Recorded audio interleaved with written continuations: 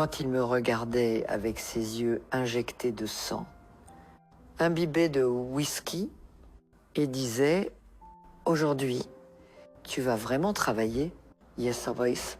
Que mon enfance était terminée là, à l'arrière de ce bar crasseux du centre de Vesoul.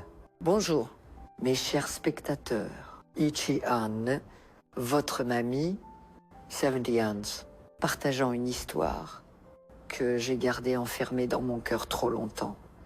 Aujourd'hui, j'ai décidé de m'ouvrir sur la manière dont j'ai survécu à des horreurs qu'aucun enfant ne devrait connaître, et comment j'ai transformé cette douleur en quelque chose qui pourrait aider les autres.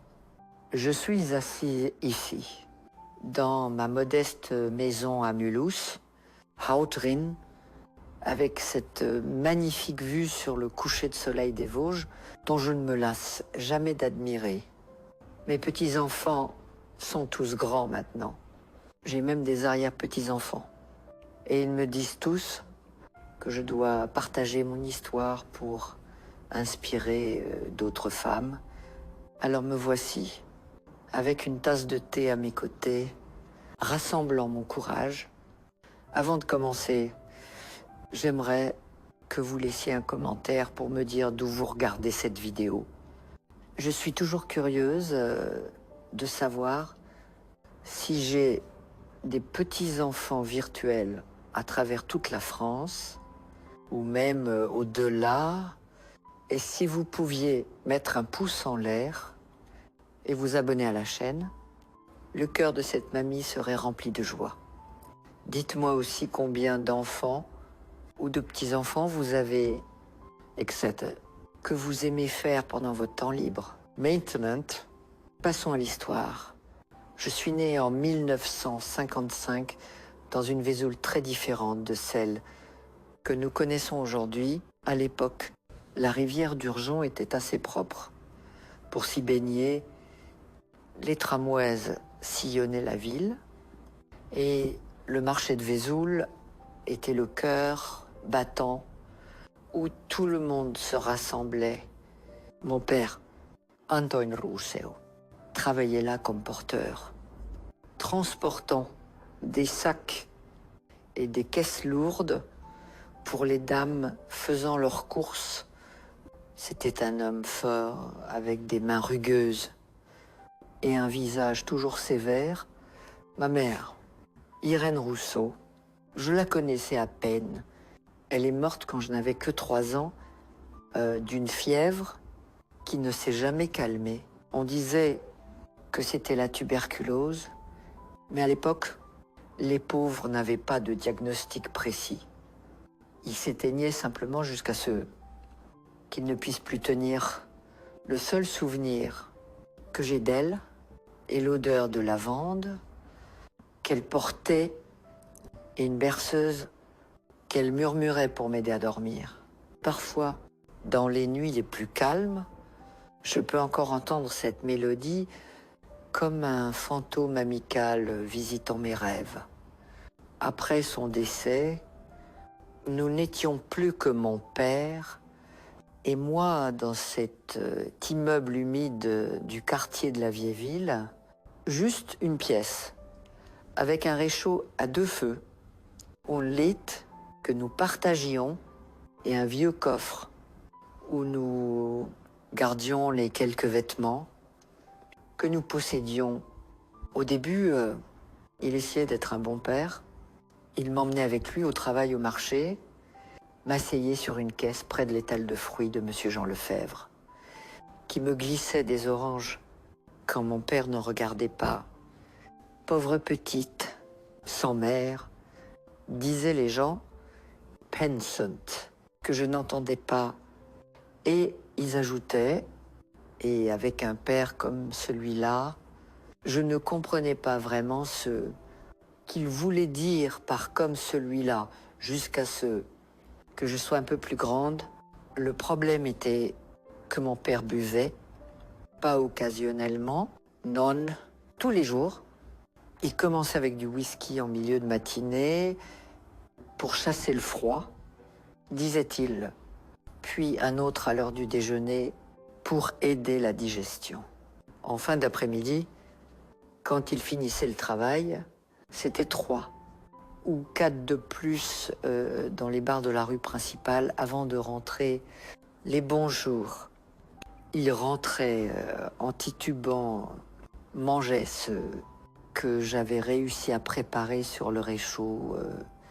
J'avais appris à cuisiner à 6 ans, debout sur un tabouret pour atteindre les casseroles, et s'effondrait dans le lit ronflant. Jusqu'au lendemain, les mauvais jours, eh bien, les mauvais jours, il rentrait en cassant tout, croyant que j'étais comme ma mère, une peste, qui ne faisait que coûter de l'argent, et il me frappait avec sa ceinture jusqu'à ce qu'il se fatigue. J'apprenais tôt à lire les signes, la manière dont il frottait son menton quand il était irrité, le regard vitreux qui indiquait qu'il avait trop bu, l'odeur plus forte de whisky mélangée à la sueur. Quand je sentais que ce serait un mauvais jour, je me cachais chez Madame Marthe Dubois, notre voisine dans l'immeuble, une vieille dame qui me laissait me cacher sous son lit jusqu'à ce que mon père s'endorme. « Petite, me disait-elle, en me donnant un morceau de pain avec du saindoux, tu dois étudier Too Intense, c'est la seule sortie de cette vie. J'étudiais avec une faim qui allait au-delà de mon estomac vide. À l'école publique, où j'étais inscrite parce que c'était obligatoire, j'étais toujours la première à arriver et la dernière à partir. Pas parce que j'aimais tant étudier, mais parce qu'à l'école, j'avais un déjeuner, j'avais des lumières électriques qui ne tombaient pas en panne comme dans l'immeuble. Plus important encore, je n'étais pas à la maison. Les enseignants remarquaient mon effort. Cette fille a un avenir, disaient-ils entre eux. Madame Cécile Simon, qui enseignait en 4e année, m'a même donné un nouveau cahier quand elle voyait que le mien s'épuisait et était rapiécé avec du ruban adhésif. C'était le premier vrai cadeau dont je me souviens avoir reçu. Pendant un temps, je pensais que les choses pourraient s'améliorer. Mon père obtenait un meilleur emploi comme gardien de sécurité dans un entrepôt. Gagnant un peu plus, nous déménagions dans une pièce plus grande, toujours dans le quartier de la vieille ville, mais avec notre propre salle de bain, plus partagée avec 5 autres familles, comme dans l'immeuble. J'avais même mon propre petit lit. Un luxe que je n'imaginais pas possible. C'est pendant cette période, quand j'avais environ 10 ans, que je rencontrais Moustache, un chat errant, que j'adoptais secrètement. Mon père détestait les animaux, disait qu'ils étaient des bouches inutiles à nourrir. Mais Moustache était malin. Il savait se cacher quand il entendait les pas titubants dans l'escalier. Ce chat gris maigre était mon premier vrai ami, la première créature à laquelle je pouvais donner de l'affection et en recevoir en retour sans peur. Parfois, quand mon père n'était pas là, je parlais à Moustache comme s'il était une personne. Je lui racontais l'école, mes rêves de devenir un jour enseignante comme Madame Cécile, ou peu être infirmière. J'imaginais une vie différente, où j'aurais une maison propre avec des rideaux fleuris et un petit jardin, où personne ne me crierait dessus, ou ne me frapperait pour n'importe quoi.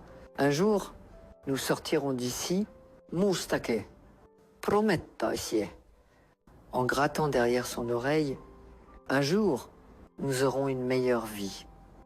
Je ne savais pas encore que les choses allaient empirer d'une manière que je ne pouvais pas imaginer. Même dans mes pires cauchemars, tout changeait en l'hiver, 1966, un hiver rigoureux, le gendre qui laisse Vesoul couvert d'un brouillard glacé qui semble engloutir toute la ville. Mon père perdait son emploi à l'entrepôt. Je n'ai jamais su exactement pourquoi, mais je parierais que cela avait à voir avec la boisson ou de l'argent qui disparaissait de la caisse. Nous passions 2 semaines sans payer le loyer de notre pièce et le propriétaire était déjà venu frapper 3 fois, menaçant de nous mettre à la rue. Nous avions presque rien à manger, sauf un peu de farine restante et quelques pommes de terre flétries. Même Moustache avait disparu, probablement à la recherche de meilleure nourriture ailleurs. Par une de ces nuits glaciales, mon père rentrait différent. Il n'était pas ivre comme d'habitude, mais avait une lueur étrange dans les yeux, une énergie nerveuse qui m'effrayait immédiatement. Feistes Bargadies, petite, disait-il, jetant un sac en papier dans ma direction. Nous déménageons demain. Oh, papa, demandai-je, méfiante. Nous avions été expulsés avant. Moi, c'est normalement. Il me prévenait à la dernière minute, pas à l'avance. J'ai fait une bonne affaire, répondait-il, souriant d'une manière qui n'atteignait pas ses yeux. Je vais gérer un établissement dans le quartier du Nord. Il y aura une chambre pour nous deux, de la nourriture sur la table. Tous les jours, tu n'auras plus faim. Quelque chose dans cette histoire ne sentait pas bon. Mais que pouvais-je faire?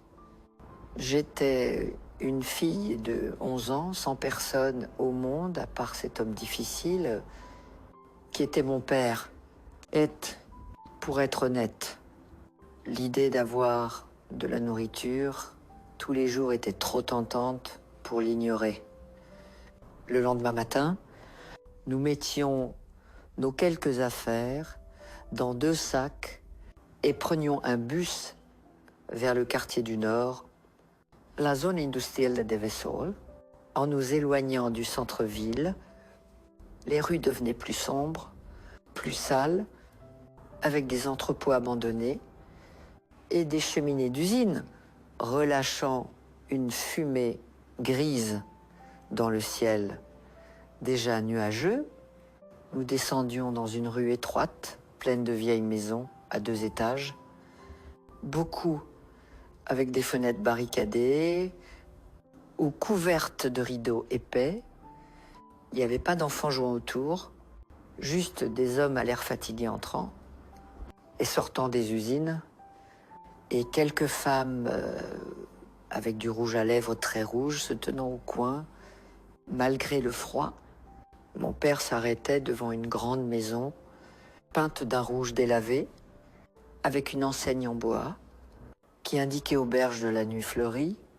Il y avait des lumières allumées à l'intérieur, même si c'était le matin, et une forte odeur de parfum, bon marché, et de cigarettes émanaient de l'intérieur.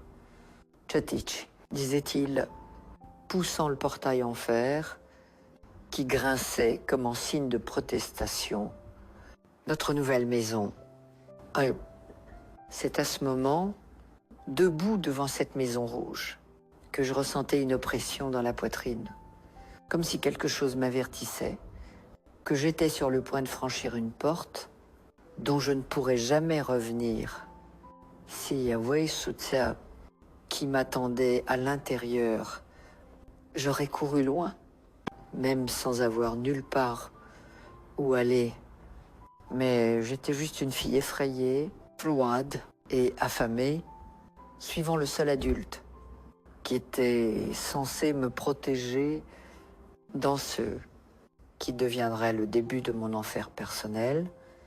Oh, mes chers spectateurs, qui m'avaient accompagné jusqu'ici, comme il est difficile de revivre ces souvenirs. Parfois, je dois faire une pause, prendre une profonde inspiration siroter mon thé pour pouvoir continuer. Mais je sais que cette histoire doit être racontée. Car, malheureusement, il y a beaucoup d'ânes là dehors. Des filles dont l'enfance a été volée et qui ont besoin de savoir qu'il est possible de survivre, qu'il est possible de reconstruire une vie, même après le pire. N'oubliez pas de laisser un commentaire pour me dire d'où vous regardez. J'ai une petite fille qui vit à Verdun et qui m'envoie toujours des baisers par son téléphone. La technologie est une chose merveilleuse, n'est-ce pas? De mon temps, c'était des lettres qui mettaient des semaines à arriver. Merci de rester avec moi jusqu'ici. Je me souviens, comme si c'était hier, du moment où je franchissais cette porte rouge de l'auberge de la Nuit Fleurie.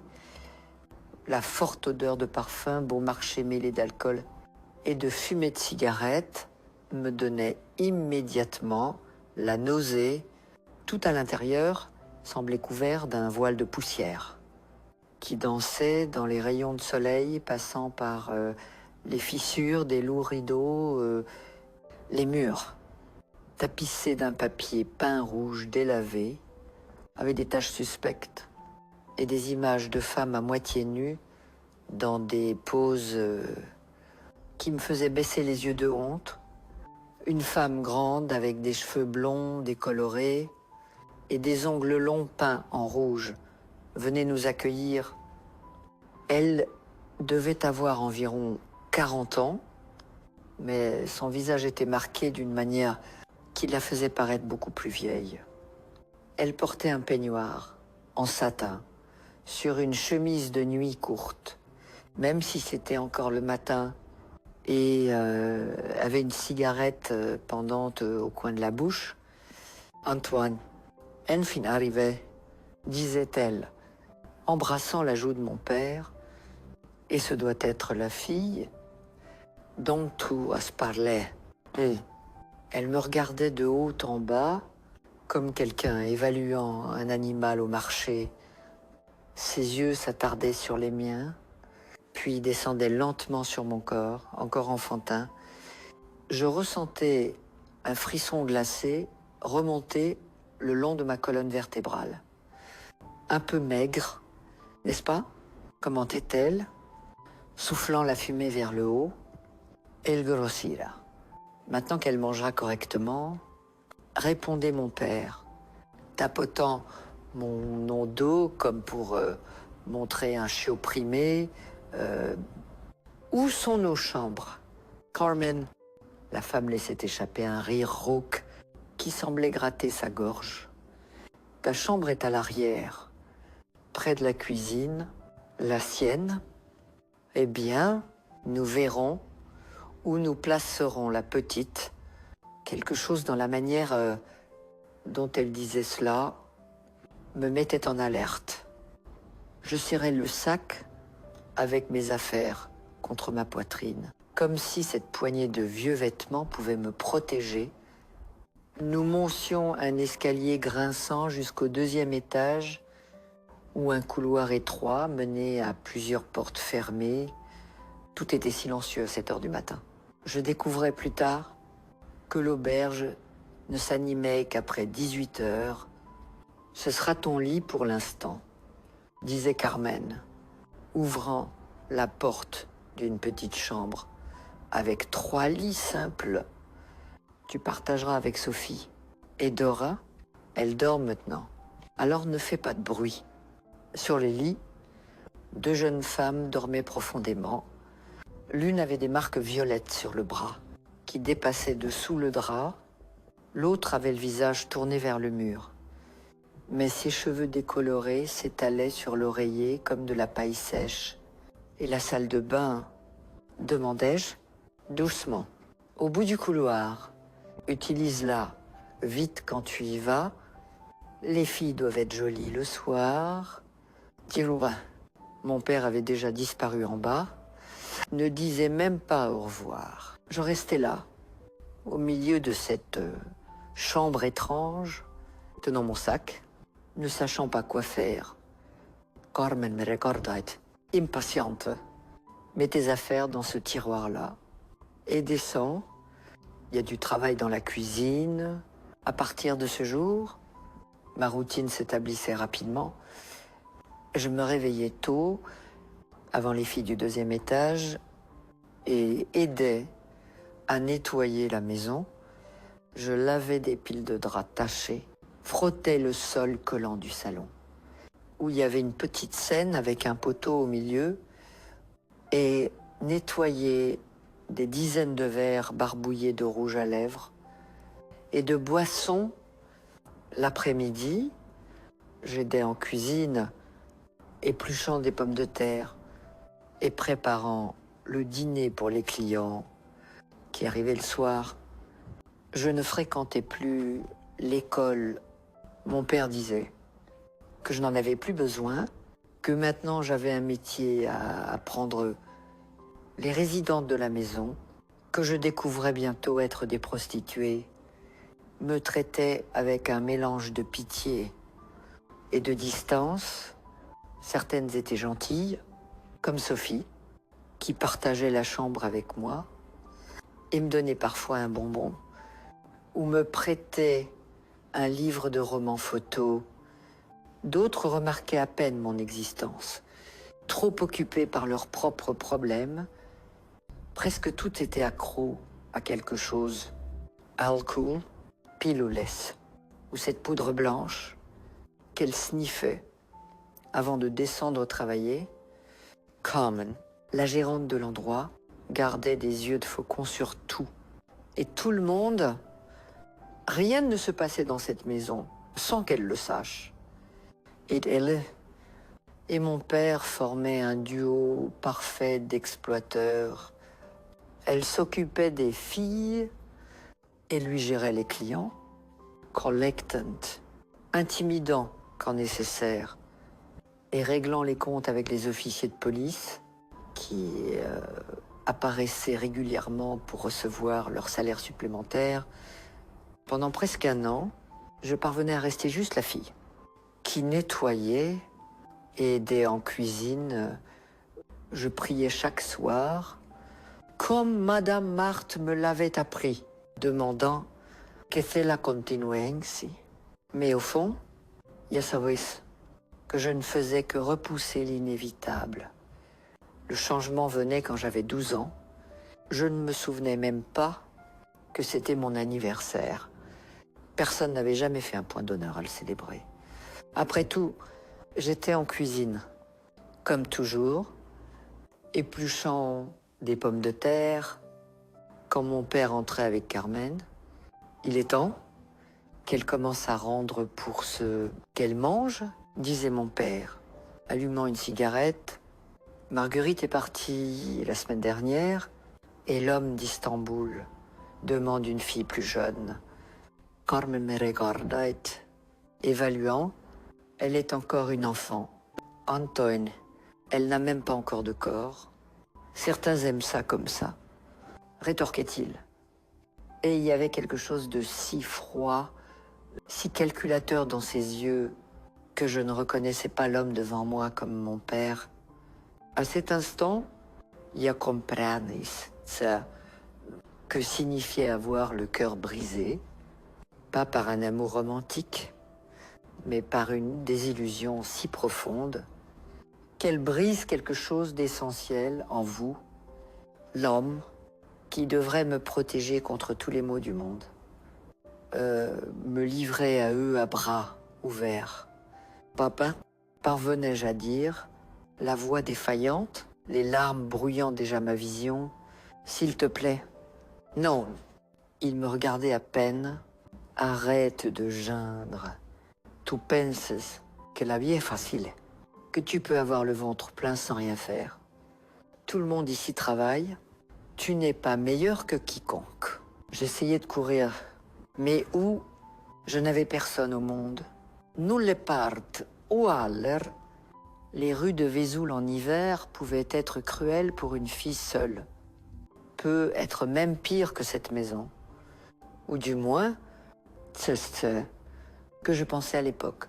trop jeune pour comprendre que rien ne pouvait être pire que ce qui allait venir ce même soir, après un bain de beauté forcé, où Carmen frottait ma peau jusqu'à ce qu'elle soit rouge et lavait mes cheveux avec un shampoing trop parfumé. Il m'habillait d'une chemise de nuit blanche, fine. L'homme d'Istanbul aime ce style innocent, expliquait Carmen en appliquant un léger rouge à lèvres sur mes lèvres. Ne pleure pas, ça fait couler le maquillage, disait-elle, pas avec gentillesse, mais avec l'impatience de quelqu'un qui a un travail à faire. Et ça ne sert à rien de lutter, ça ne fait qu'empirer les choses. Ça fait Nietzsche, éventuellement Tranier. L'homme d'Istanbul n'était pas vraiment d'Istanbul. C'était un homme gros, d'environ 50 ans, qui possédait une usine de chaussures dans le quartier du Nord, un client spécial, comme l'appelait Carmen, le type qui payait bien pour des privilèges. SCI, qui se passait dans cette chambre, cette nuit-là, est quelque chose que, pendant longtemps, je ne pouvais même pas mettre en mots. La douleur, l'humiliation, la peur paralysante. Je fermais les yeux et me transportais loin sur une plage que j'avais vue dans un livre scolaire, avec des eaux bleues et du sable blanc. Je m'imaginais courant, libre, loin de tout cela, pendant que mon corps restait prisonnier dans cette pièce étouffante, utilisé comme s'il n'était rien de plus qu'un objet. Quand c'était fini, l'homme d'Istanbul tapotait ma tête, comme on le fait avec un chien obéissant, et laissait quelques billets sur la commode. « Bonne fille », disait-il, ajustant ses vêtements. « Je reviendrai la semaine prochaine. » Je pouvais à peine me traîner jusqu'à la chambre, que je partageais avec Sophie et Dora. Quand j'y arrivais, saignante et tremblant, Sophie était réveillée et fumante, assise sur le lit. Elle me regardait et je voyais quelque chose dans ses yeux, un mélange de pitié et de reconnaissance, comme quelqu'un voyant son propre passé reflété dans une autre personne. « Viens ici », disait-elle, faisant de la place sur le lit à côté d'elle.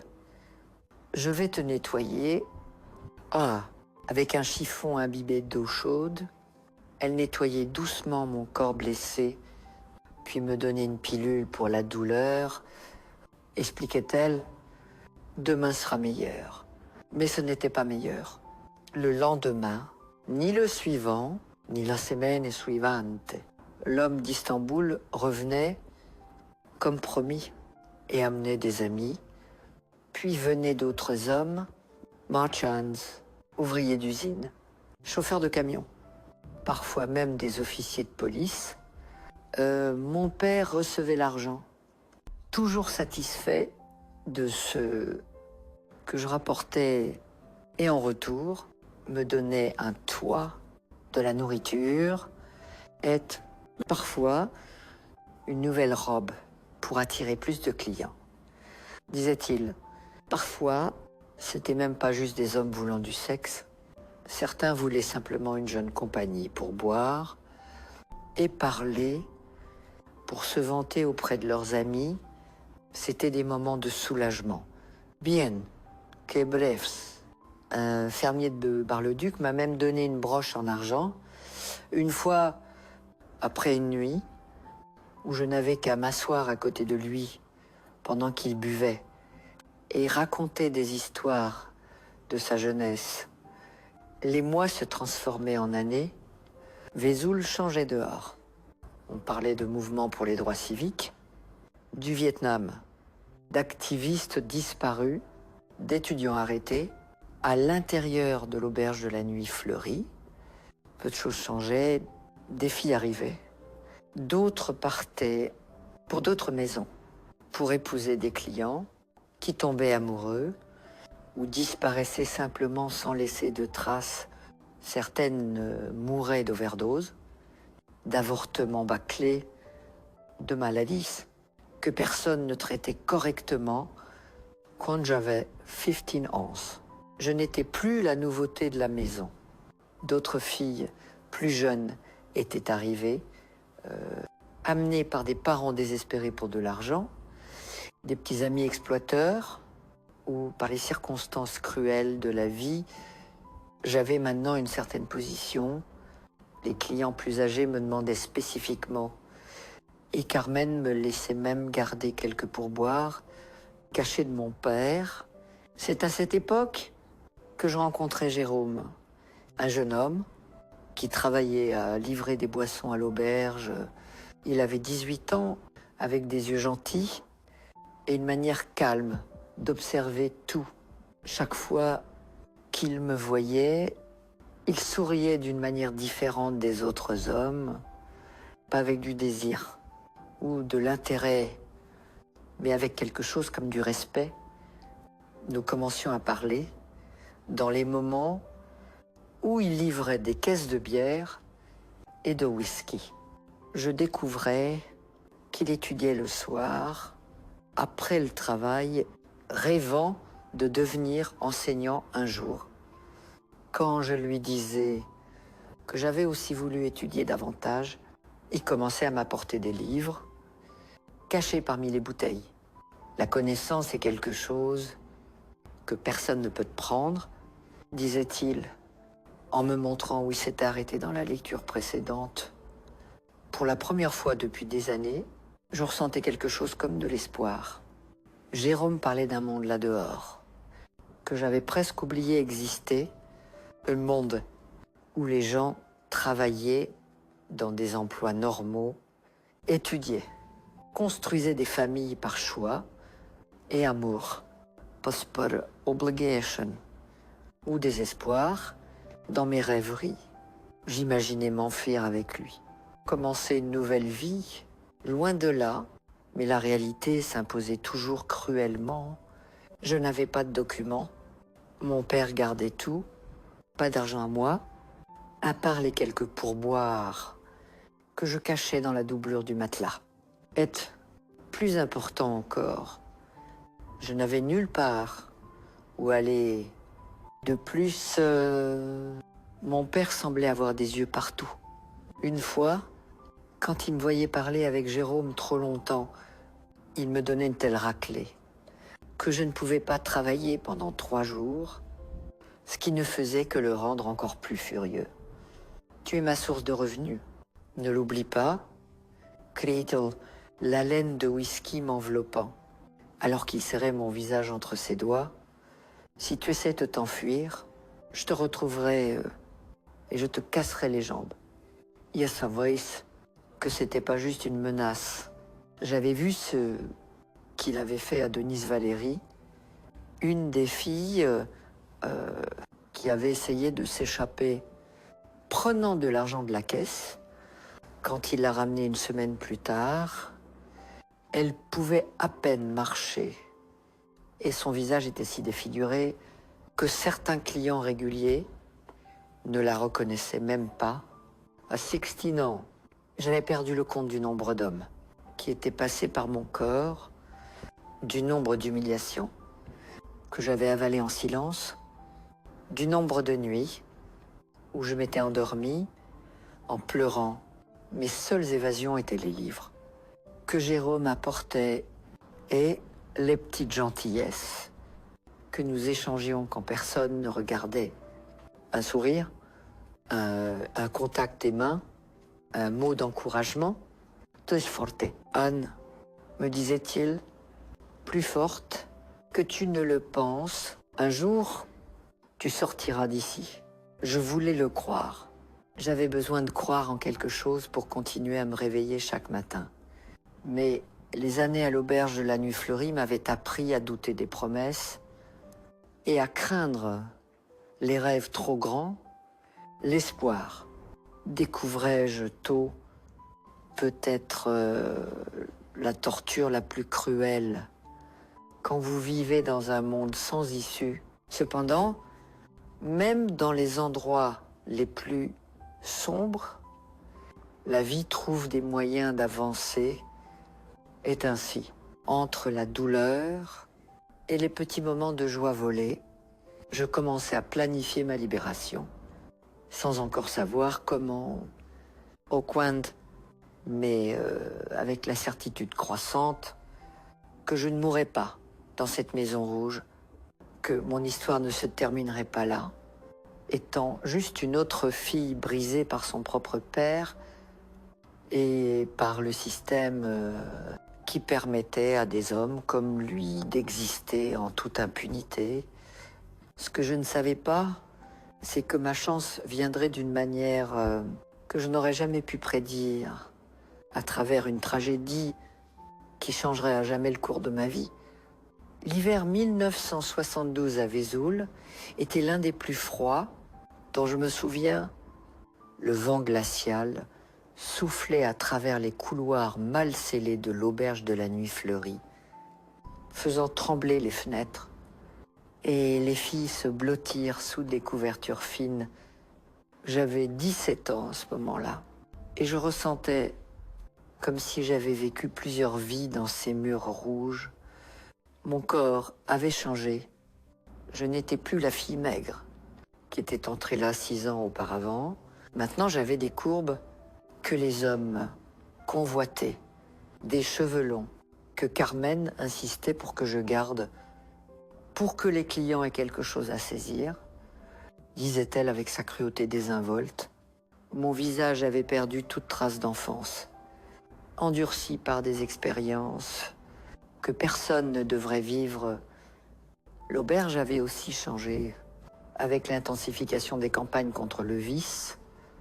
Les officiers de police faisaient des descentes fréquentes dans des établissements comme le nôtre, pas pour nous sauver, jamais pour cela, mais pour extorquer plus d'argent ou des services gratuits. Mon père, toujours à l'affût des opportunités, commençait à trafiquer des informations autant que des corps.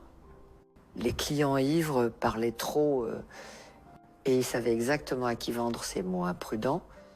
C'est pendant cette période que les choses empiraient d'une manière que je ne pouvais pas imaginer possible. C'était plus seulement servir les clients réguliers de l'auberge. Mon père commençait à me louer pour des fêtes privées, des réunions dans des hôtels de luxe, même pour de courts voyages avec des hommes d'affaires de passage à Vesoul. C'est une promotion, disait-il, Orion, quand il me parlait du nouvel arrangement. Ces hommes paient 5 fois plus que les ouvriers d'usine qui viennent ici, et tu dois juste sourire, danser un peu et faire l'habituel, comme si c'était normal, comme si chaque fois ne coûtait pas un morceau de mon âme. À une de ces fêtes, je rencontrais le député Moreau. Je ne dirai pas son nom complet. Même après tant d'années, certains démons ne méritent pas d'être invoqués, même par la mémoire. C'était un homme dans la cinquantaine, avec un ventre proéminent, sous des costumes coûteux, des cheveux gris, toujours bien coiffés, et un sourire qui glaçait le sang. Il prétendait être un défenseur de la famille française le jour, sur les podiums, et dans les interviews, la nuit, il était l'un des pires prédateurs qui j'aille jamais connus. Il s'intéressait à moi immédiatement. « Je veux celle aux cheveux noirs », disait-il à mon père, pointant comme s'il choisissait un morceau de viande à la boucherie. Cette nuit-là était l'une des pires de ma vie. Le député ne voulait pas seulement du sexe, il voulait du pouvoir, il voulait il voulait faire mal. Quand je revenais à l'auberge le lendemain matin, j'étais si blessée que même Carmen, normalement indifférente à nos souffrances, écarquillait les yeux. « Mon Dieu, petite, que t'a-t-il fait ?» Je ne pouvais pas répondre. Je me traînais jusqu'à la chambre. et m'évanouissais sur le lit, me réveillant des heures plus tard avec Sophie nettoyant mes blessures. Je devais rester presque une semaine sans travailler pour récupérer un minimum. Je pensais que ce serait la fin, que je n'aurais plus jamais à revoir cet homme. Mais avait tort. Le député Moreau aimait tellement notre séance qu'il faisait une proposition à mon père.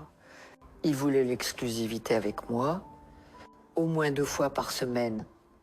Il paierait une somme mensuelle qui faisait briller les yeux de mon père de cupidité.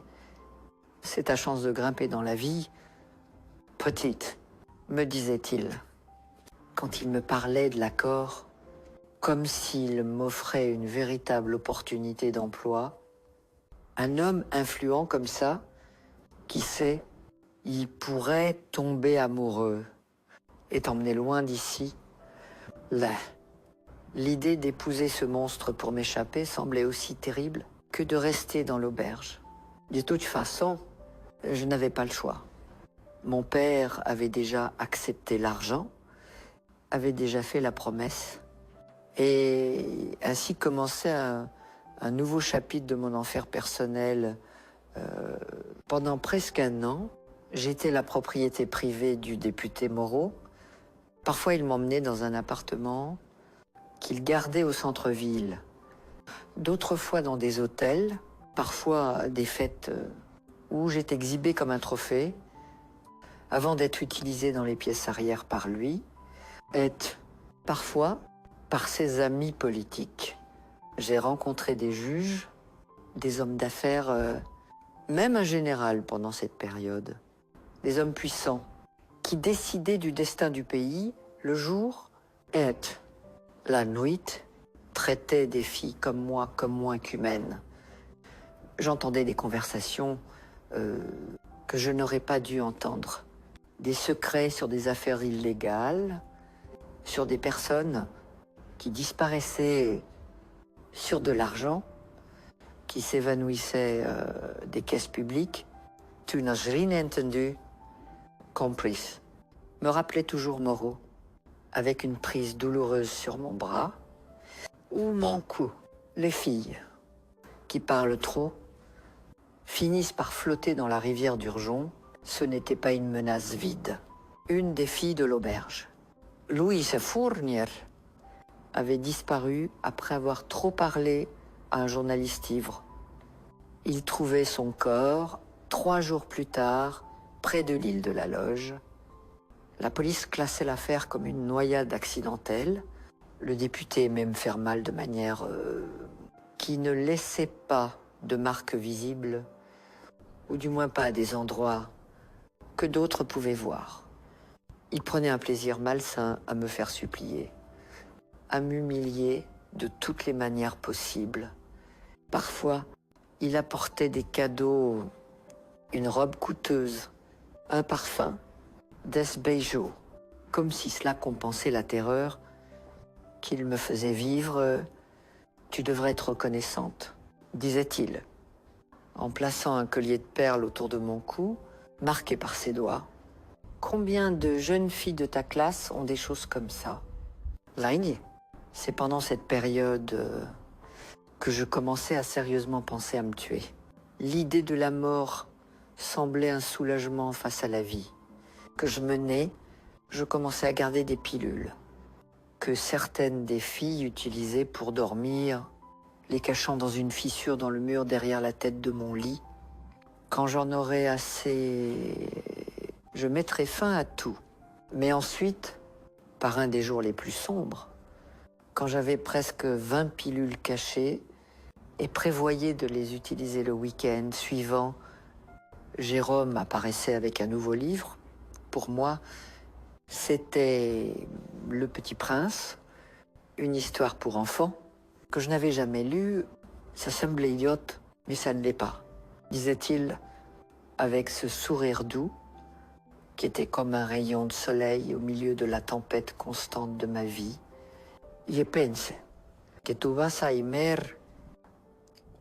Je lisais le livre en secret, dans de petits intervalles pendant la journée. Quand je devais dormir pour reprendre de l'énergie pour la nuit.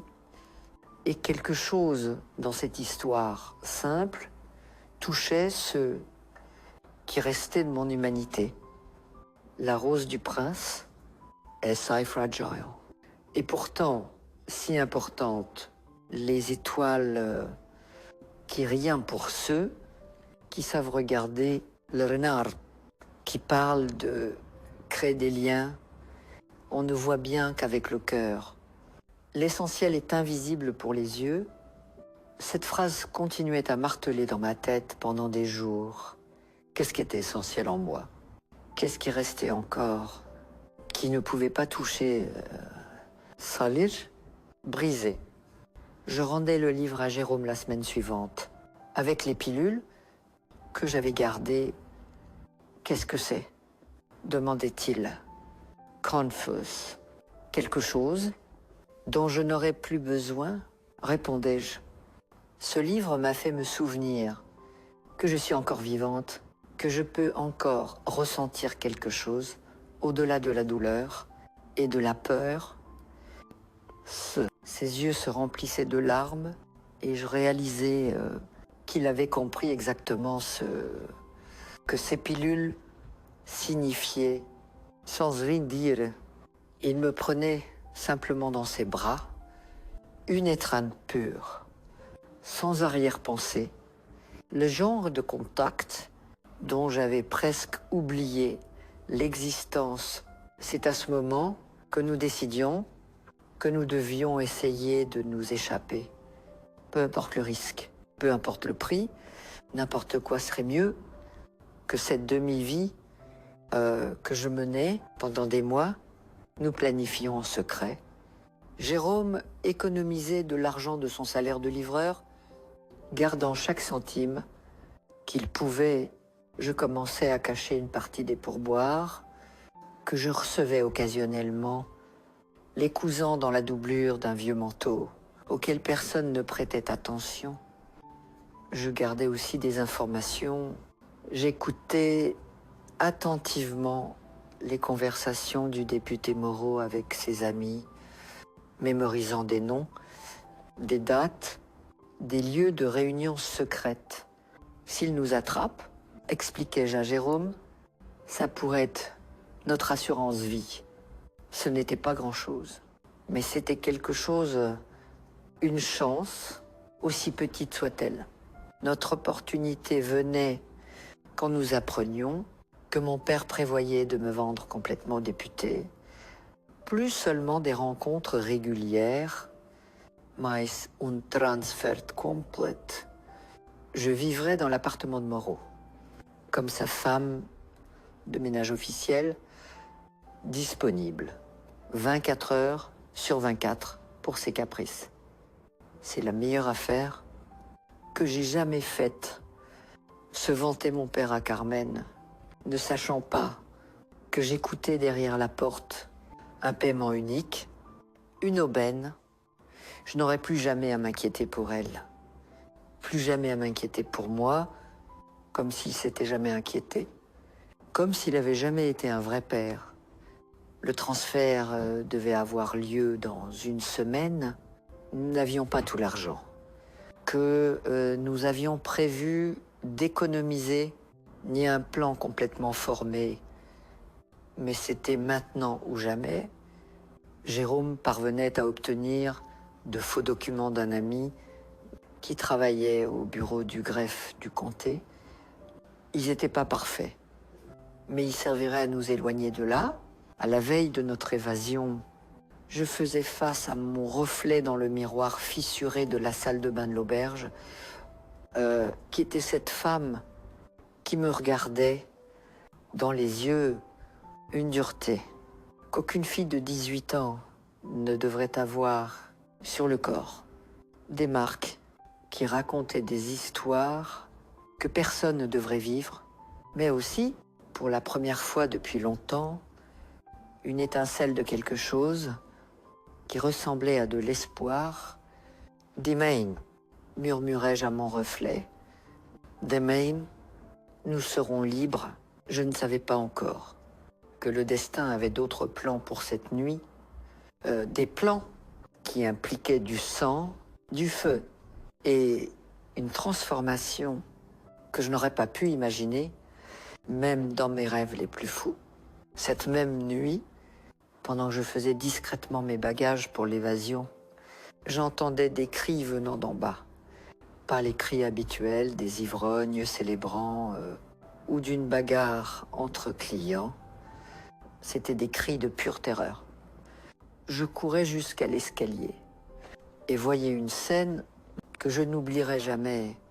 Mon père, titubant au milieu du salon, une bouteille cassée à la main, du sang coulant d'une coupure profonde sur son visage. Devant lui, le député Moreau, rouge de fureur, criant qu'il avait été trompé. Tu as vendu la fille à d'autres aussi, après notre accord. Mon père, ivre comme toujours, riait de manière provocante. Et alors, qu'est-ce que tu vas faire? Me dénoncer? Toi, entre tous. Tout se passait très vite. Le député sortait un petit pistolet de l'intérieur de sa veste et tirait une fois, 2 fois, 3 fois. Mon père tombait comme un sac de pommes de terre sur le sol sale de l'auberge, le sang formant une flaque autour de lui. Les filles criaient, les clients couraient dehors. Carmen essayait de calmer Moreau, mais il était hors de lui. Il tirait à nouveau, touchant une lampe à huile, qui explosait contre le mur en bois sec. En quelques secondes, le feu commençait à se propager. Depuis l'escalier, où j'étais paralysé, je voyais le député lever les yeux et me voir. Ses yeux rencontraient les miens.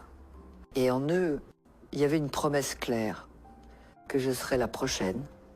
Il commençait à monter les marches, pistolet à la main, pendant que derrière lui, le feu dévorait les rideaux et les meubles à une vitesse effrayante. Je courais dans la chambre, verrouillais la porte, être dans une désespération aveugle, casser la fenêtre avec une chaise. Le 2e étage n'était pas si haut. In dessous, il y avait un petit toit d'un entrepôt attenant. Sans réfléchir à 2 fois, je saisissais mon manteau avec l'argent cousu dedans. Et sautais. La chute était douloureuse. Je sentais ma cheville se tordre, mais la peur me faisait ignorer la douleur. Je glissais sur le toit et tombais dans l'allée latérale, juste là où Jérôme m'attendait. Plutôt que prévu, grazie au ciel. Anne, mon Dieu, que s'est-il passé? Il n'y avait pas de temps pour des explications complètes. Mon père est mort. Moreau est devenu fou. La maison est en feu. Nous devons courir. Il ne questionnait pas. Il m'aidait à me relever et ensemble, nous fuyions dans la nuit de Vesoul, pendant que derrière nous, l'auberge de la Nuit Fleurie devenait un enfer de flammes, emportant avec elle des histoires d'horreur que personne ne connaîtrait jamais complètement. En boitant, soutenu par Jérôme, je regardais en arrière une dernière fois. Le ciel était orange avec le reflet des flammes. Et je pouvais entendre, au loin, les sirènes des camions de pompiers approchant. Je ne savais pas qui avait réussi à s'échapper, qui était piégé dans les flammes. La culpabilité de ne pas avoir essayé d'aider les autres filles me rongerait pendant des années, même en sachant que je serais probablement morte si j'étais revenue. Cette nuit-là, je perdais tout ce que je connaissais, l'Etoit, où je vivais, le père, qui n'a jamais vraiment été un père, la vie misérable, mais prévisible, que je menais, mais je gagnais aussi quelque chose de précieux, la liberté. Une liberté tachée de sang, et de cendres nées d'une tragédie, mais toujours la liberté. Ce que je ne savais pas, c'est que cette nuit de feu et de mort serait juste le début de mon véritable voyage, que des cendres de cette maison d'horreur, je renaîtrais pas comme une victime, mais comme quelqu'un déterminé à rendre justice, pas seulement pour moi, mais pour toutes les filles dont les voix étaient réduites au silence dans l'ombre de lieux comme l'auberge de la nuit fleurie. Jérôme et moi fuyions à travers les ruelles sombres de Vesoul cette nuit-là, l'éclat du feu illuminant le ciel derrière nous comme une aube terrible. Ma cheville palpitait de douleur, mais la peur me donnait des ailes. Jérôme me conduisait à une pension bon marché dans le quartier de la Rivière, où une vieille dame, Madame Judith Giraud, nous louait une petite chambre à l'arrière, sans poser trop de questions. Vous deux, vous semblez trop effrayés pour des gens qui cherchent juste un endroit pour dormir, commentait-elle, observant mes vêtements inappropriés et le sang séché sur mes bras, résultat des coupures de la fenêtre cassée. De quoi fuyez-vous? De tout, répondais-je, avec une honnêteté qui me surprenait moi-même. Elle hochait simplement la tête, comme quelqu'un qui avait vu trop de la vie pour être choqué par quoi que ce soit. La chambre est petite et la salle de bain est commune, mais c'est propre. Payé à l'avance, pas d'enregistrement pour l'instant. Tiens, ce réduit au mur écaillé deviendrait notre refuge pour les mois suivants. Nous dormions sur un matelas, fin sur le sol, cuisinions sur une plaque chauffante improvisée, lavions nos quelques vêtements dans l'évier de la salle de bain commune. C'était une vie de privation, mais toujours incomparablement meilleure.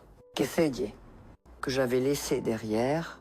Le lendemain de notre évasion, les journaux rapportaient l'incendie de la maison close dans le quartier du Nord, sept morts, y compris mon père, et deux des filles qui n'avaient pas pu s'échapper à temps. Le nom du député Moreau n'apparaissait nulle part dans le rapport, juste une mention d'un client qui était recherché pour interrogatoire. Le pouvoir travaillait déjà à protéger les siens. Jérôme obtenait un emploi dans une usine de meubles à proximité. Le salaire était misérable, mais honnête. Je ne pouvais pas chercher de travail. Je n'avais pas de vrais documents. Et la peur d'être reconnu par un ancien client me paralysait. Je passais mes journées enfermée dans la petite chambre, regardant par la petite fenêtre qui donnait sur une cour intérieure, comme un oiseau qui ne croit pas encore que la porte de la cage est ouverte. La nuit, les cauchemars me hantaient. Je me réveillais en criant, couverte de sueur froide, revivant les horreurs de toutes ces années.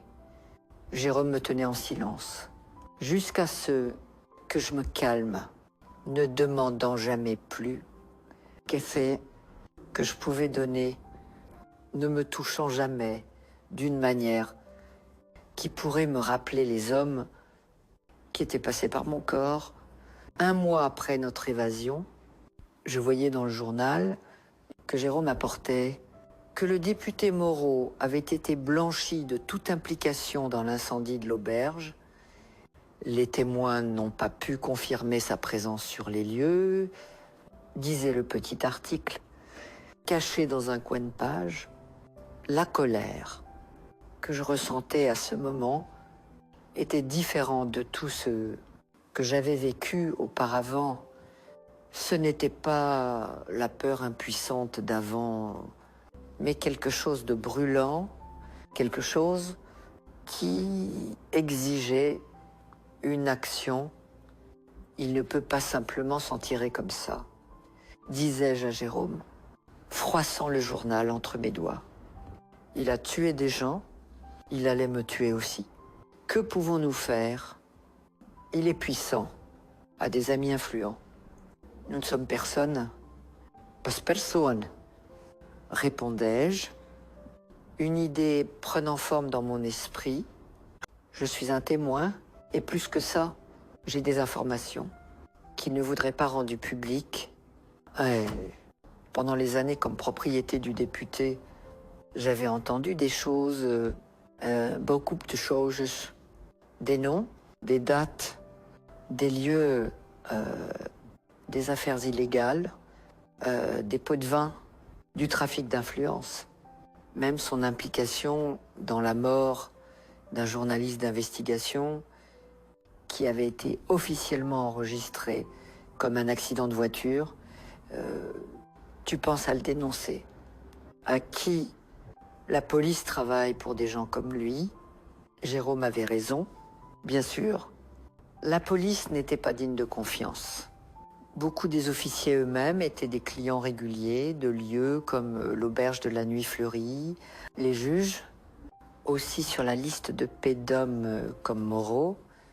La presse, contrôlée ou intimidée par des intérêts puissants. J'ai besoin de réfléchir, répondais-je. Il doit y avoir un moyen. C'est alors, en feuilletant le même journal quelques jours plus tard, que je voyais une petite note sur une organisation appelée Mères de la place du Capitole. Un groupe de femmes qui se réunissaient silencieusement devant le Capitole régional pour protester pour leurs fils et filles disparues, victimes de persécutions politiques ou de brutalité policière, inspirées par des mouvements similaires à travers le pays. Elles défiaient le système avec leur présence silencieuse. C'est ça, disais-je à Jérôme. Je vais chercher ces femmes. Elles n'ont rien à perdre. Tout comme moi, il essayait de me dissuader, inquiet des risques, mais j'étais déterminé. Utilisant un foulard pour couvrir mon visage, j'allais à la place du Capitole un dimanche. Quand je savais qu'elle serait là, j'observais de loin pendant un moment, essayant d'identifier qui semblait diriger le groupe. Finalement, je rassemblais mon courage et m'approchais d'une femme plus âgée, avec des cheveux gris et une posture digne, qui tenait une photo d'une jeune femme qui lui ressemblait beaucoup. J'ai besoin de parler des gens qui ont aussi disparu, murmurai-je, des gens que personne ne recherche parce qu'ils n'étaient pas considérés comme importants. Allez, elle me regardait avec des yeux qui connaissaient intimement la souffrance. Viens avec moi, répondait-elle, simplement. Son nom était Madame Hélène Martin et elle avait perdu sa fille étudiante, Béatrice. 3 ans auparavant, ils l'ont prise à l'université en plein jour, me racontait-elle. Je ne l'ai jamais revue. Ils disent qu'elle était impliquée avec des subversifs, mais elle voulait juste un pays meilleur. Madame Hélène m'emmenait chez elle, un modeste appartement au centre-ville. Là, je rencontrais 2 autres femmes du groupe. Madame Marguerite Renaud, dont le fils médecin avait disparu après avoir soigné un activiste blessé, et Madame Constance Jolet, dont le mari journaliste n'était jamais rentré, après avoir publié un article critique envers l'establishment. Je leur racontais mon histoire, n'omettant rien. Je parlais de l'auberge, des années d'abus, du député Moreau et de ses amis puissants, de l'incendie, de mon évasion. Je parlais des filles qui étaient mortes dans l'incendie et avant disparues. réduites au silence, oubliées parce que elles n'étaient que des prostituées. Je parlais des informations que j'avais, tout ce que j'avais entendu les nuits, où les hommes puissants parlaient librement devant moi, comme si j'étais un meuble, un objet sans oreille, ni cerveau. Je m'attendais à voir du dégoût, peut être même du mépris, sur les visages de ces dames de la classe moyenne. Au lieu de cela, je voyais de la compréhension et une colère qui faisait écho à la mienne. Les mêmes hommes qui font disparaître nos enfants sont ceux qui exploitent des filles comme toi, disait Madame Hélène, tenant ma main. C'est le même système de pouvoir et d'impunité. C'est qu'à 19 ans, je rejoignais un groupe de résistance. Nous ne prenions pas les armes, ni ne faisions exploser des casernes. Notre combat était plus subtil, plus patient. Nous collections des informations, établissions des connexions, documentions des crimes que le système préférait oublier. Madame Hélène avait des contacts avec des journalistes étrangers d'Eschrens qui pouvaient publier ce que la presse française muselée ne pouvait pas.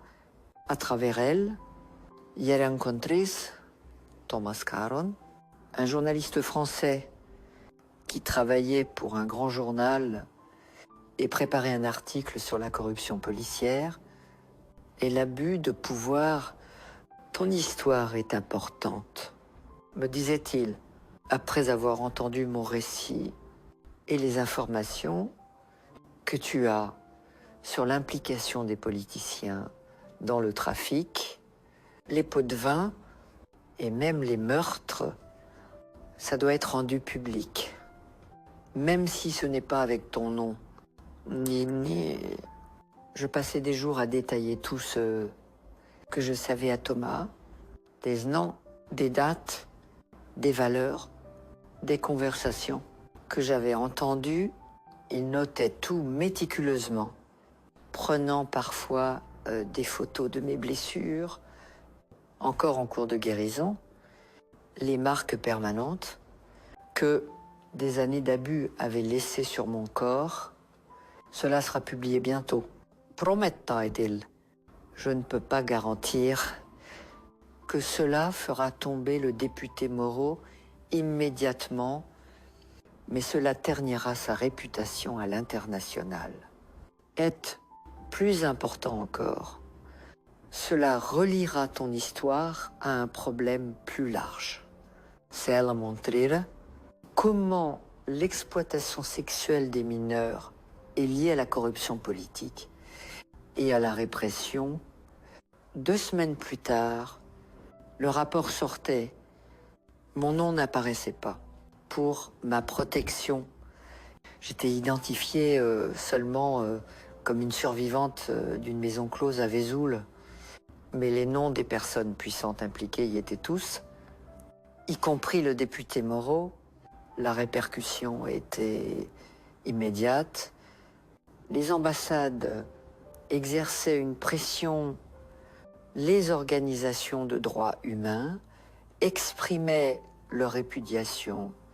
Les autorités, préoccupées par leur image à une époque où la confiance du public dans les institutions était à son plus bas, se retrouvaient forcées d'agir.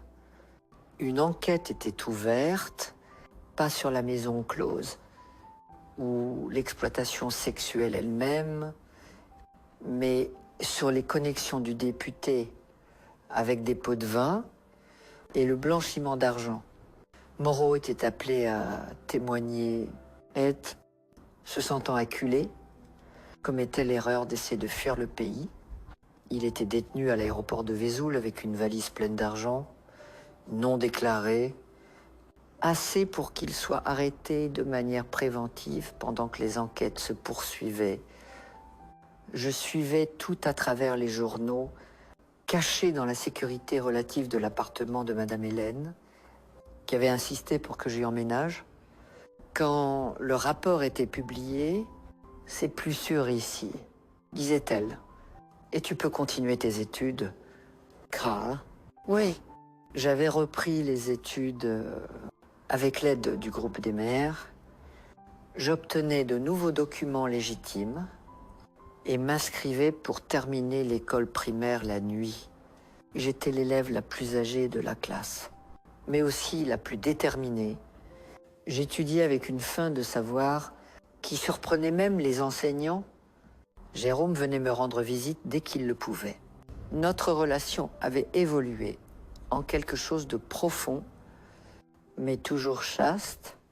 Je n'étais toujours pas prête pour une intimité physique et il respectait cela complètement.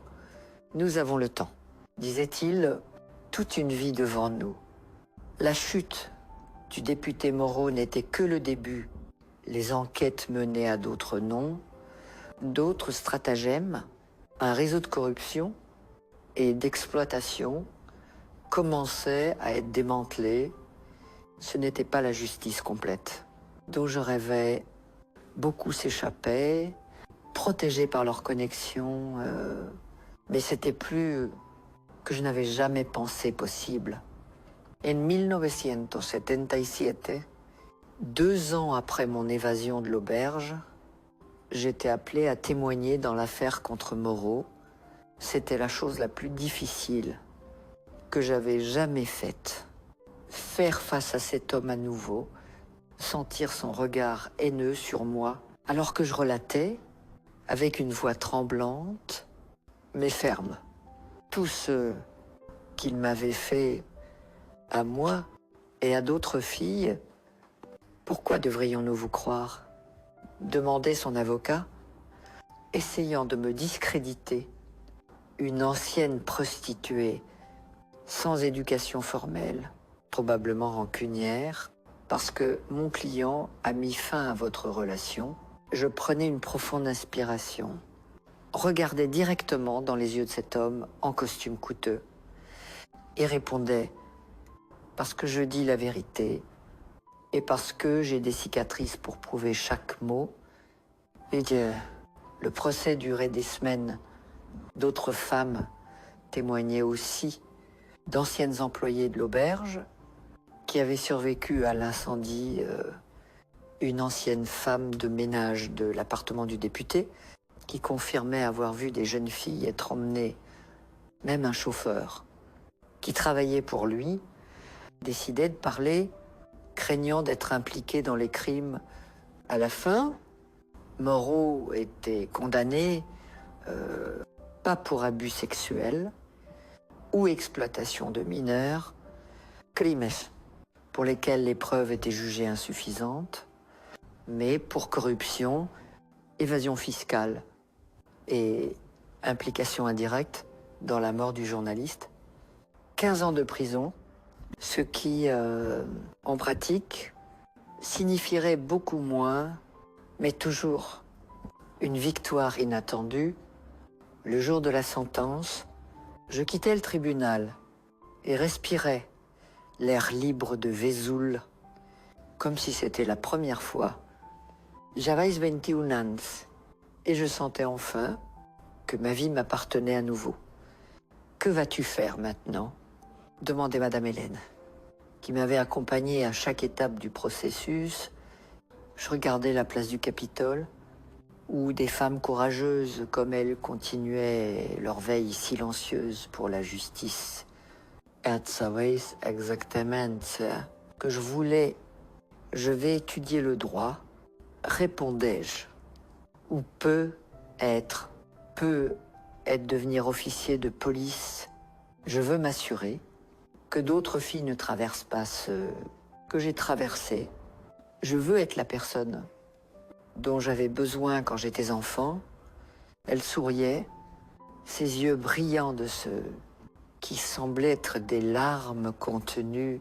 « Béatrice aurait ton âge maintenant », disait-elle, simplement. « Elle serait fière de voir une jeune femme comme toi. » Hartin, si moment. là sur les marches du tribunal, marquait la véritable fin de ma captivité et le début de ma mission. Il ne s'agissait pas seulement de vengeance contre un homme, il s'agissait de changer un système entier qui permettait aux filles d'être traitées comme des marchandises. Il s'agissait de transformer ma douleur en but. Mes cicatrices en force. Et ainsi, alors que le député Moreau commençait à purger sa peine, je commençais mon propre voyage de reconstruction et de justice, fouillage, qui me mènerait à des endroits que je n'avais jamais imaginé possibles pour une fille qui avait grandi dans les ruelles sombres de l'auberge de la Nuit Fleurie.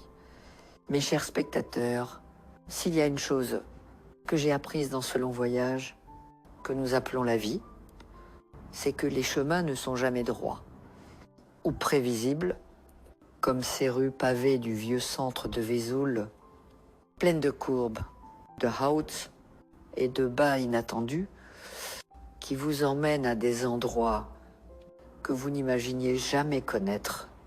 Après le procès de Moreau en 1977, je sentais comme si je pouvais enfin respirer sans ce poids constant sur ma poitrine.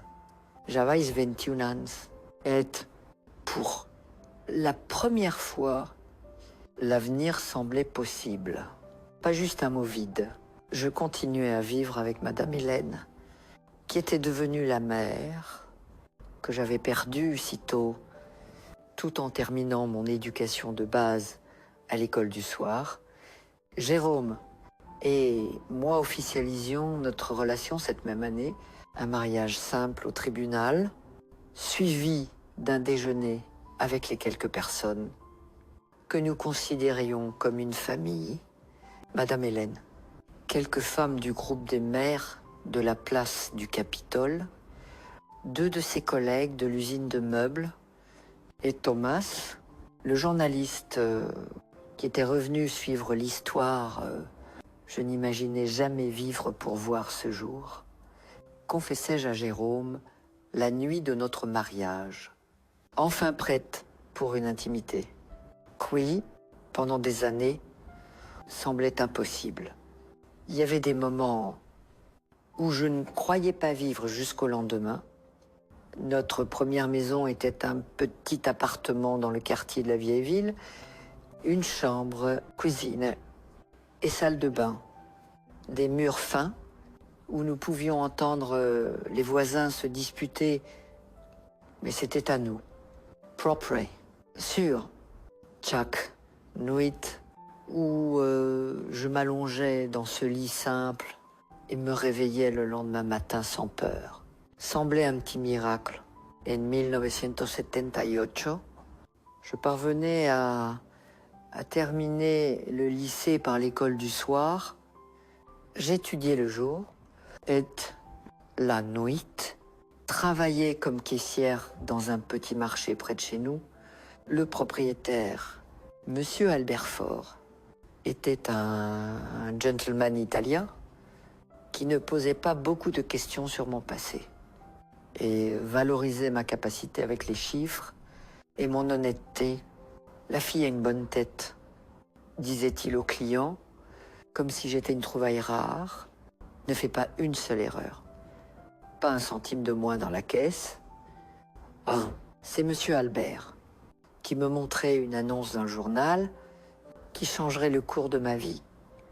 Le département de police de Vesoul ouvrait des candidatures pour le premier recrutement qui accepterait des femmes pour le poste de détective. Regardez ça. Anne, pointait-il la petite annonce, n'est-ce pas ce que tu as toujours dit, vouloir faire, travailler pour la justice, protéger les autres? Je lisais et relisais cette annonce comme si c'était un message envoyé directement à moi. L'idée de devenir officier de police avait émergé comme un rêve lointain après le procès de Moreau, mais je n'avais jamais pensé que ce serait possible si tôt. Nous étions au milieu de temps changeants et les forces de l'ordre étaient encore dominées par des hommes, beaucoup d'entre eux compromis par le système et ses abus. Mais il y avait l'opportunité, en lettres noires, sur le papier jauni du journal. Les exigences, diplôme de fin d'études secondaires, âge entre 20 et 1 et 35 ans. Aucun casier judiciaire. Je remplissais toutes ces conditions. Quand je racontais à Jérôme mon intention de postuler pour le poste, il était inquiet. Est-ce tout sourd, Anne, à la police? Tu sais comment ça fonctionne. Beaucoup d'entre eux étaient clients de cet endroit et s'ils te reconnaissaient, c'était un risque, bien sûr, mais quelque chose en moi disait que ça valait la peine d'essayer. C'est précisément parce que je sais comment ça fonctionne que je veux y entrer, répondais-je. Je veux le changer de l'intérieur. Je veux être le genre de policier dont j'avais besoin quand j'étais petite. J'étudiais comme jamais pour cet examen. Je me levais à 5 heures du matin pour lire avant le travail, emporter des livres pour étudier pendant les pauses au marché. Restais éveillé tard la nuit, résolvant des exercices en français, mathématiques, droit pénal de base. Jérôme m'aidait comme il pouvait, posant des questions, testant mes connaissances. Le jour de l'examen, en mars 1979, j'étais si nerveuse que je pouvais à peine avaler le petit déjeuner. J'entrais dans ce bâtiment du département de la sécurité publique, sentant tous les regards sur moi. Nous étions peu de femmes parmi des centaines d'hommes, beaucoup déjà avec une expérience militaire ou de sécurité privée. L'examen durait 4 heures. Je sortais épuisée, mas confiante que j'avais fait de mon mieux. Maintenant, il était temps d'attendre 2 semaines plus tard, quand les résultats étaient annoncés. Je pouvais à peine croire en voyant mon nom parmi ceux approuvés pour la phase suivante. J'étais classé 12e sur plus de 500 candidats. Les étapes suivantes incluaient des tests physiques et psychologiques et une vérification des antécédents. C'est dans cette dernière partie que presque tout s'effondrait. Comment expliquer les années sans travail formel ou registre d'études, comment justifier qu'il n'y avait pas de documentation sur ma vie entre 11 et 19 ans. Je décidais que la seule issue était la vérité, ou du moins une version éditée de celle-ci, quand j'étais appelé pour l'entretien avec l'inspecteur chargé de la sélection. L'inspecteur Maurice Leclerc, je lui dis ça, que j'avais perdu mes parents très jeunes, techniquement vrai, et vécu dans une situation vulnérable pendant des années, un euphémisme, mais vrai, jusqu'à ce que je réussisse à reprendre mes études et à reconstruire ma vie avec l'aide de personnes qui croyaient en moi, absolument vrai. L'inspecteur Leclerc me regardait longuement après mon récit, ses yeux perçants cherchant tout signe de mensonge sur mon visage. « Mademoiselle Anne, disait-il enfin, normalement, ce genre de vide serait une cause de disqualification immédiate. » Mon cœur sombrait, tout cet effort, tout cet espoir. Cependant, il continuait. Vos résultats au test étaient exceptionnels et il y a quelque chose dans votre détermination qui me rappelle quelqu'un que je connaissais il y a longtemps. Il faisait une pause, comme si il décidait s'il devait continuer. Ma petite sœur s'est enfuie de chez elle à 15 ans. Elle a aussi fini dans des endroits qu'aucune jeune femme ne devrait connaître. Je me suis toujours demandé Si quelqu'un lui avait tendu la main pour l'aider, si elle avait eu une seconde chance, comme vous semblez avoir eu, je ne savais pas quoi répondre.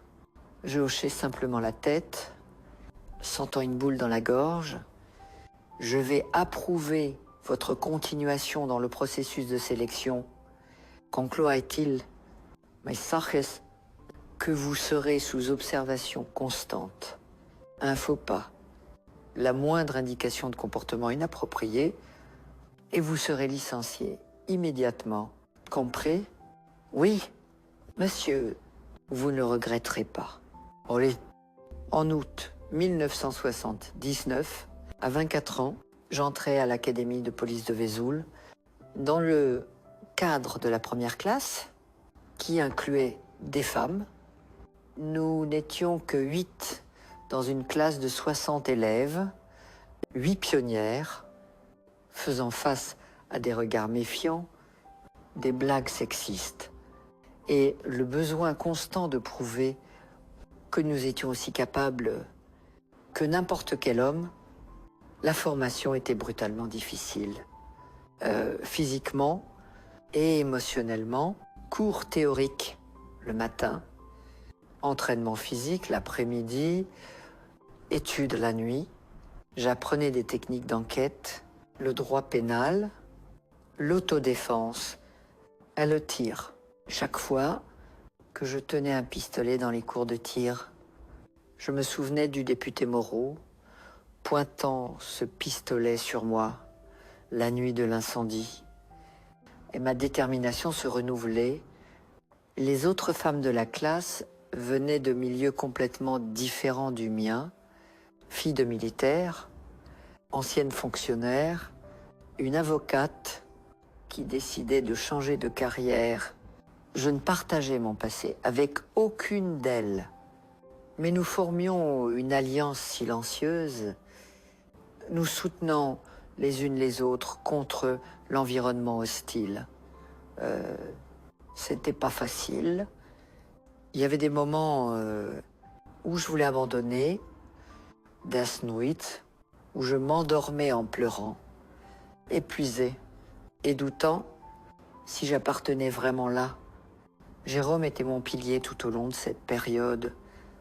Louis, qui avait abandonné ses propres rêves d'être enseignant pour travailler dans des emplois qui payaient mieux et nous soutenait pendant que j'étudiais. Un jour, tu feras une différence dans la vie de quelqu'un, tout comme Thomas et Madame Hélène ont fait dans la tienne. Me rappelait-il dans les moments les plus difficiles. Ça vaut la peine de continuer.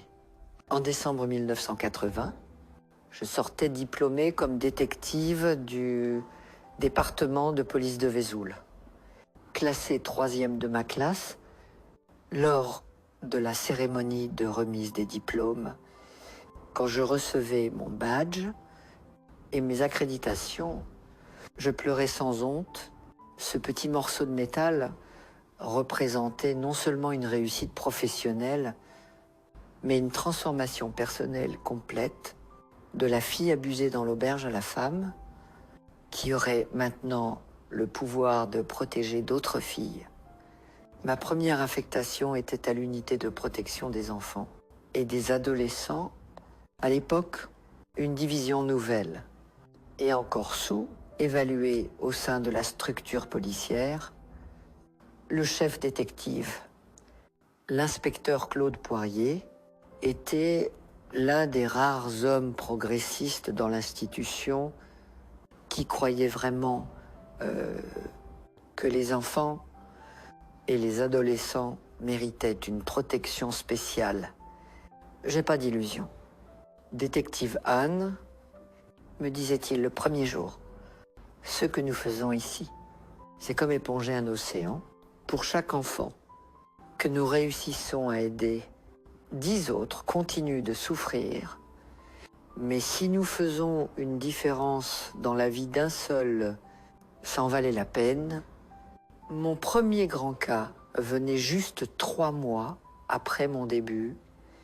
Une dénonciation anonyme sur un établissement dans le quartier du nord de Vesoul, où des filles mineures étaient exploitées sexuellement, le frisson que je ressentais en lisant ce rapport préliminaire était immédiat.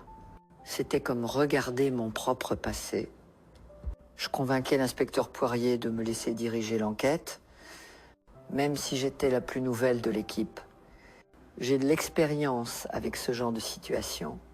Étais-je tout ce que je pouvais dire, et quelque chose dans mon regard devait avoir communiqué le reste, car il hochait simplement la tête et me donnait carte blanche. Je passais des semaines en surveillance, collectant des preuves, identifiant les responsables et les clients réguliers. Je voyais des filles être emmenées à l'intérieur, certaines clairement âgées de 13 ou 14 ans seulement.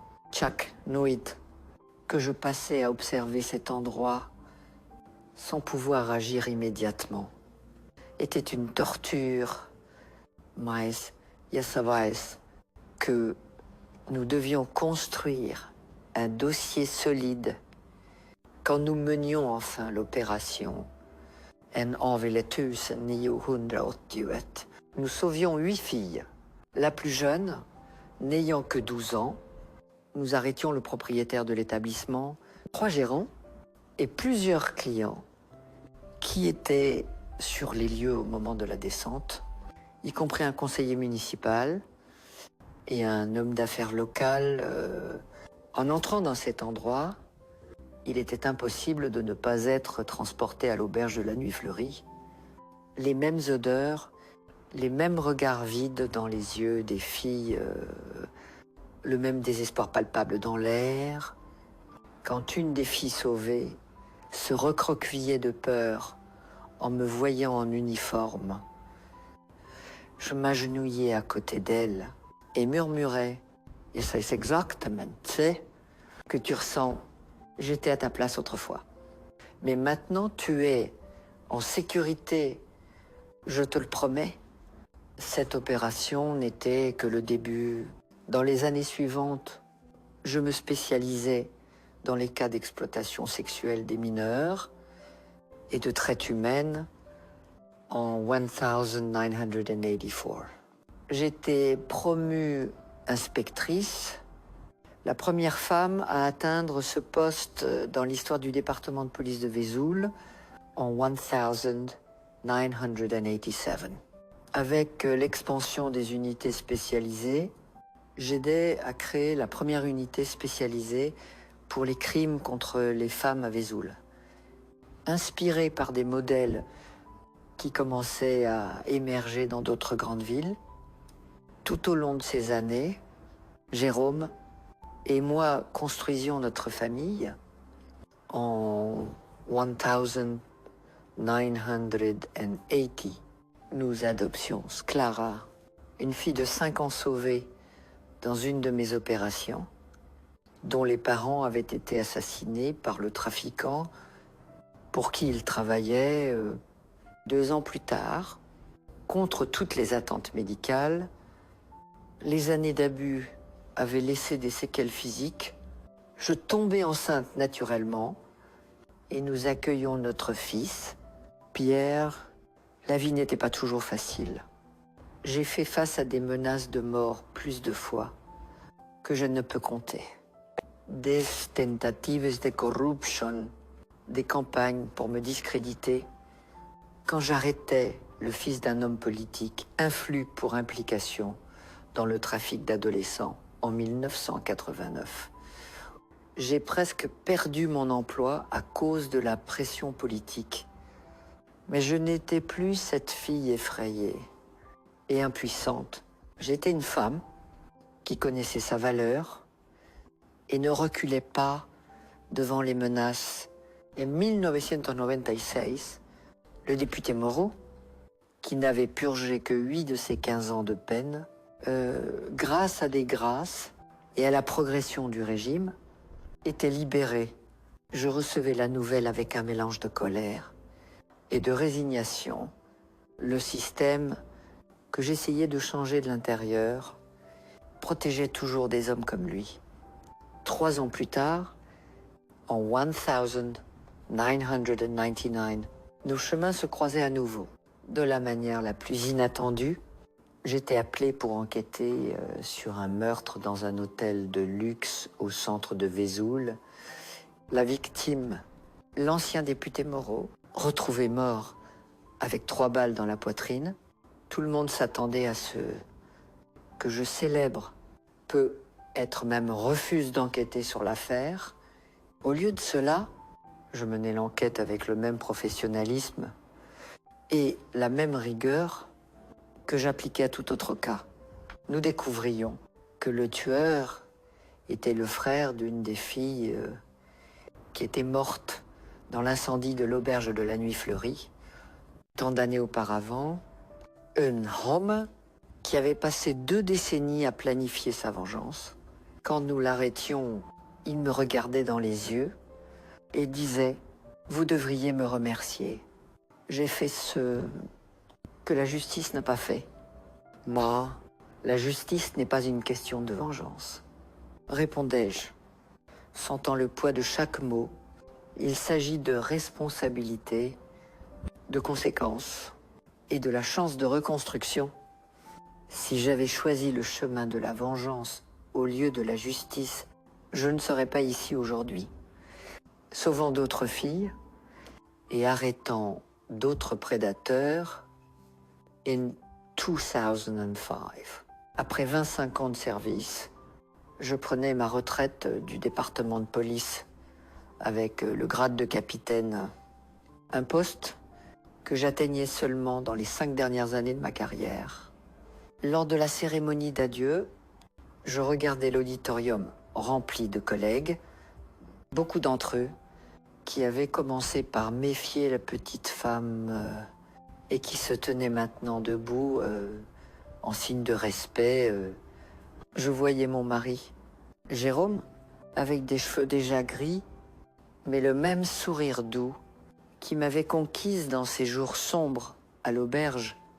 Je voyais notre fille, Clara, maintenant une jeune médecin à 30 ans, et notre fils, Pierre, étudiant en droit à 23 ans, est au premier rang. Je voyais Madame Hélène, Maintenant, 80 hands, mais toujours avec une posture droite et un regard déterminé. Elle n'avait jamais retrouvé sa fille disparue, mais elle avait trouvé en moi une sorte de continuation du combat de Béatrice. J'avais trouvé en elle la mère que j'avais perdue sitôt. La vie a ses cercles parfaits. Mes chers spectateurs, cette fille abusée et sans espoir de l'auberge de la Nuit Fleurie s'est transformée en la femme qui a consacré sa vie à s'assurer que d'autres filles ne traversent pas la même chose. Les cicatrices n'ont jamais complètement disparu. J'ai encore des cauchemars occasionnels. Il y a encore certains contacts qui me font reculer instinctivement, certaines odeurs qui me transportent dans cet endroit terrible. Moi, ici, après, que nos blessures peuvent devenir notre plus grande force, que notre douleur peut être transformée en but, que même des expériences les plus terribles, quelque chose de valeur peut naître si nous refusons d'être définis uniquement par ce qui nous a été fait. Aujourd'hui, à 70 ans, je regarde en arrière et vois non seulement l'horreur de l'auberge, mais aussi la beauté de la reconstruction. Je vois les visages des centaines de filles et de femmes que j'ai pu aider tout au long de ma carrière,